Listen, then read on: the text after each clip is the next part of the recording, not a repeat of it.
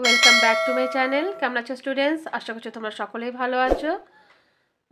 আমি আজকেও ক্লাস 8-এর তোমার অনুশীলনীর প্রশ্ন সাথে কিছু এক্সট্রা প্রশ্ন আজকে দেখাবো। তো আজকে হচ্ছে ক্লাস 8-এর চ্যাপ্টার 3 অনুশীলনের প্রশ্ন উত্তরগুলো। চলো তাহলে দেখে নিই।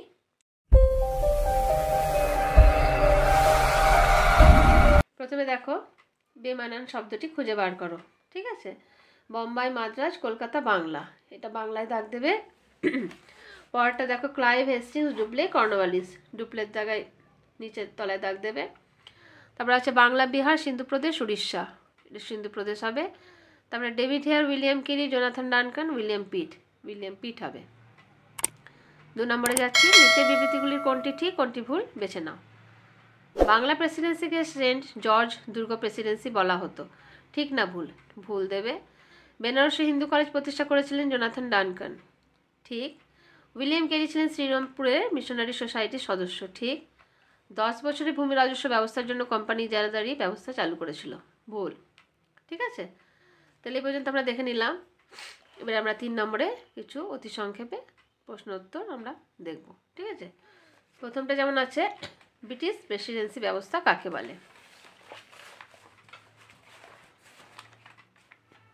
দেখো, ব্রিটিশ ইস্ট ইন্ডিয়া কোম্পানি তাদের বাণিজ্যিক স্বার্থে ভারতীয় উপমহাদেশে কতগুলি ঘাঁটি তৈরি করেছিল। ঘাঁটিগুলির মধ্যে প্রধান ছিল মাদ্রাজ, বোম্বাই ও কলকাতা। এই ঘাঁটিগুলিকে কেন্দ্র করে 3টি প্রেসিডেন্সি তৈরি হয়েছিল। প্রেসিডেন্সিগুলি থেকে ব্রিটিশ কোম্পানির বাণিজ্যিক কার্যকলাপ চলত। ব্রিটিশ কোম্পানির প্রেসিডেন্সি কেন্দ্রিক কার্যকলাপকে প্রেসিডেন্সি ব্যবস্থা বলা হয়। আচ্ছা, নেক্সট প্রশ্ন যেটা আছে সেটা হচ্ছে, কোম্পানি পরিচালিত আইন ব্যবস্থাকে সংহত করার ক্ষেত্রে লর্ড কর্নওয়ালিস কী ভূমিকা নিয়েছিলেন? দেখো, বাংলার গভর্নর জেনারেল লর্ড কর্নওয়ালিস প্রচলিত আইনগুলিকে সংহত করে কোড বা বিধিবদ্ধ আইন চালু করেছিলেন। তিনি এই আইন ব্যবস্থাকে সংহত করার জন্য যে ব্যবস্থা গ্রহণ করেছিলেন সেগুলি হলো, এক হচ্ছে দেওয়ানি সংক্রান্ত বিচার ও রাজস্ব আদায়ের দায়িত্ব পৃথক করেছিলেন তিনি। দ্বিতীয়ত, নিম্ন আদালতের রায়ের বিরুদ্ধে উচ্চ আদালতে আবেদনের অধিকারও দিয়েছিলেন। ঠিক আছে, আচ্ছা, পরে আছে, কোম্পানির সেনাবাহিনী বলতে কি বোঝো?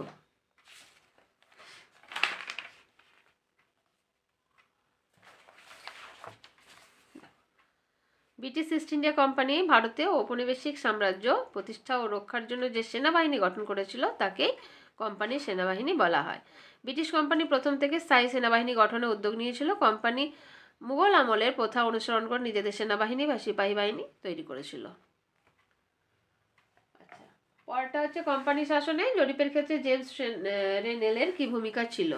ঠিক আছে, এটা প্রশ্নটা, এটা দেখো উত্তরটা এখানে। জেমস রেনেল ছিলেন একজন সার্ভেয়ার। তিনি 1764 খ্রিস্টাব্দে বাংলার নদীপথগুলি জরিপ করেছিলেন। ব্রিটিশ ইস্ট ইন্ডিয়া কোম্পানি 1767 খ্রিস্টাব্দে তাকে ভারতে সার্ভেয়ার জেনারেল পদে নিয়োগ করেন। তিনি বাংলার নদীপথগুলি জরিপ করে 16টি মানচিত্র তৈরি করেছিলেন। এগুলি ছিল বাংলার নদীপথের প্রথম মানচিত্র। ঠিক আছে, আচ্ছা, এগুলো হলো অনুশীলনের কিছু প্রশ্ন। এবারে আমরা কিছু ইম্পর্টেন্ট প্রশ্ন এর মধ্যে দেখে ফেলি। সেটা হচ্ছে, প্রথমে যেটা দেখব, পিটে ভারত শাসন আইনে কি বলা হয়? এটা বড় প্রশ্ন আছে, এখন আমরা ছোটটাই দেখি। 1784 খ্রিস্টাব্দে প্রবর্তিত পিটের ভারত শাসন আইন অনুযায়ী বোর্ড অফ কন্ট্রোল তৈরি করা হয়। এই বোর্ডের ওপর কোম্পানির সামরিক ও অসামরিক শাসন ও রাজস্ব ব্যবস্থা পরিচালনার সম্পূর্ণ দায়িত্ব অর্পণ করা হয়। ভারতে কোম্পানির সমস্ত প্রশাসনিক কর্তাদের ওপর গভর্নর জেনারেলের আধিপত্য এই আইন দ্বারাই প্রতিষ্ঠিত হয়েছিল। আর যেটা ইম্পর্টেন্ট সেটা হচ্ছে, কর্নওয়ালিস কোড বলতে কি বোঝায়?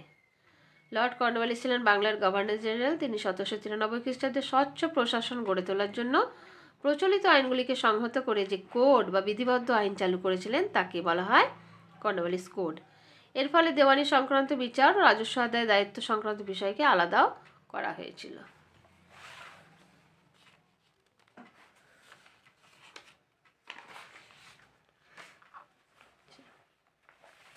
এটা দেখো, অনেক সব প্রশ্ন আসে। ভারতে পাশ্চাত্য শিক্ষা প্রসারের কারণ কি ছিল? ভারতে ব্রিটিশ ইস্ট ইন্ডিয়া কোম্পানির শাসনের সূচনার পর ব্রিটিশ শিক্ষানীতি বা পাশ্চাত্য শিক্ষা প্রসার ঘটে। এর কারণ ছিল এক, প্রশাসনিক সুবিধা।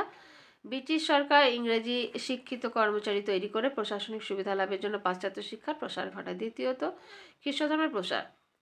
খ্রিস্টান মিশনারিরা খ্রিস্টধর্ম প্রচারের জন্য পাশ্চাত্য শিক্ষার প্রসার ঘটায়।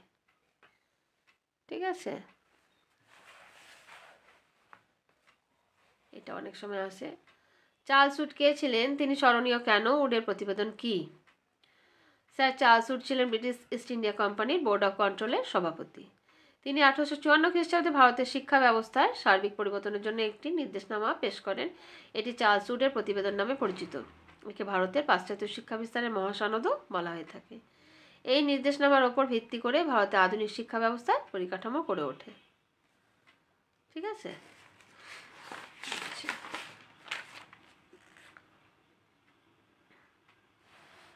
আচ্ছা আরেকটা দেখে নিই, এটাও ইম্পর্টেন্ট আছে। ঔপনিবেশিক শিক্ষানীতির কুফলগুলি কী ছিল? ঔপনিবেশিক শিক্ষানীতি বিস্তারের প্রধান লক্ষ্যই ছিল সমাজে কিছু মানুষকে ইংরেজি শিখিয়ে ঔপনিবেশিক প্রশাসনের সাথে যুক্ত করে নেওয়া।